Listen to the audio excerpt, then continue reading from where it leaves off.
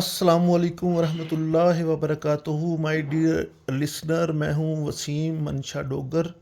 تو آج میں ایک ایسے تاریخی سلطان جس نے سب سے پہلے سلطان کا لقب اختیار کیا، میرا مطلب ہے سلطان محمود غزنوی، اس ٹاپک پر میں بات کروں گا۔ تو کیا سلطان محمود غزنوی بت شکن یا عظیم فاتح؟ تاریخ کے پنوں کو پلٹیں تو ہمیں ایک ایسا نام ملتا ہے جس کی ہیبت سے ہندوستان کے مندروں کے گھنٹے خاموش ہو جاتے تھے اور جس کے گھوڑوں کی ٹاپوں کی آواز دہلی سے کنوج تک سنائی دیتی تھی۔ وہ جسے اپنوں نے غازی ملت کہا اور دشمنوں نے لٹیرا، مگر حقیقت کیا تھی؟ کیا وہ صرف دولت کا پیاسا تھا یا ایک ایسا عظیم جرنیل جس نے بر صغیر کا نقشہ ہمیشہ کے لیے بدل دیا؟ آج کی ویڈیو میں ہم بات کریں گے سلطان محمود غزنوی کی، جس نے ہندوستان پر ایک دو نہیں بلکہ پورے 17 حملے کیے۔ سلطان محمود غزنوی 971 میں افغانستان کے شہر غزنی میں پیدا ہوئے۔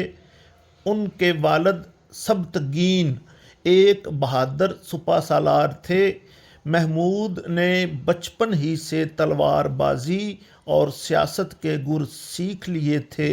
جب وہ تخت پر بیٹھے تو ان کا ویژن صرف غزنی تک محدود نہیں تھا۔ انہوں نے بغداد کے خلیفہ سے یمن الدولہ کا خطاب حاصل کیا اور قسم کھائی کہ وہ ہر سال ہندوستان پر حملہ کریں گے تاکہ وہاں اسلام کا پرچم بلند کر سکیں اور اپنی سلطنت کو وسعت دے سکیں۔ ہندوستان پر حملے اور راجہ جے پال۔ سلطان کا پہلا بڑا مقابلہ پشاور کے قریب راجہ جے پال سے ہوا۔ جے پال کے پاس لاکھوں کی فوج اور سینکڑوں ہاتھی تھے، مگر سلطان محمود غزنوی کی بجلی جیسی رفتار اور جنگی حکمت عملی نے جے پال کو دھول چٹا دی۔ جے پال اس شکست کو برداشت نہ کر سکا اور خود کو آگ لگا کر ہلاک کر لیا۔ یہیں سے محمود غزنوی کے ان 17 حملوں کا آغاز ہوا جنہوں نے ہندوستان کی بڑی بڑی ریاستوں کی بنیادیں ہلا دیں۔ سومناتھ کا معرکہ سب سے بڑی مہم۔ کنارے سن 1025 محمود غزنوی اپنی زندگی کی سب سے بڑی مہم پر نکلے، یعنی کہ سومناتھ کا مندر۔ ہندوؤں کا عقیدہ تھا کہ یہ مندر ناقابل تسخیر ہے اور اسے کوئی نہیں توڑ سکتا۔ جب سلطان وہاں پہنچے تو ایک خونی جنگ ہوئی۔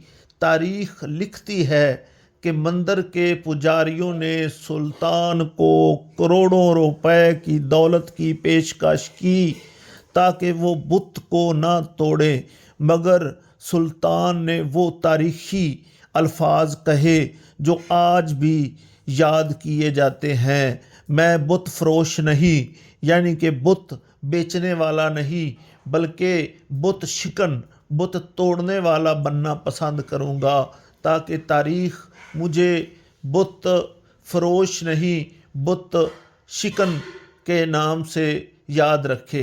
علم و ادب کی سرپرستی اور وفات۔ محمود صرف ایک جنگجو نہیں تھے، وہ علم کے قدردان بھی تھے۔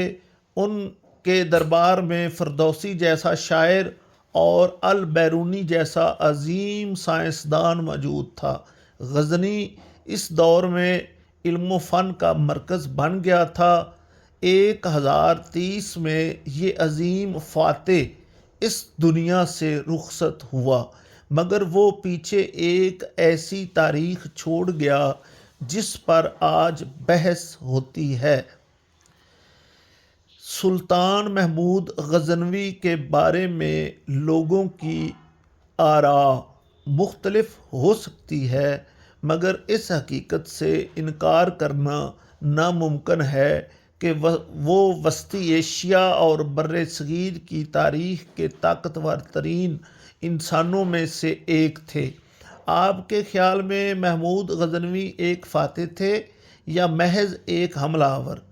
برائے مہربانی کمنٹس میں اپنی رائے ضرور دیں تاکہ آپ کی رائے کے بعد میں یہ ویڈیوز بنانے کا ویلاگ بنانے کا سلسلہ جاری رکھوں۔ ویڈیو پسند آئی ہو تو لائک اور سبسکرائب کرنا نہ بھولیں۔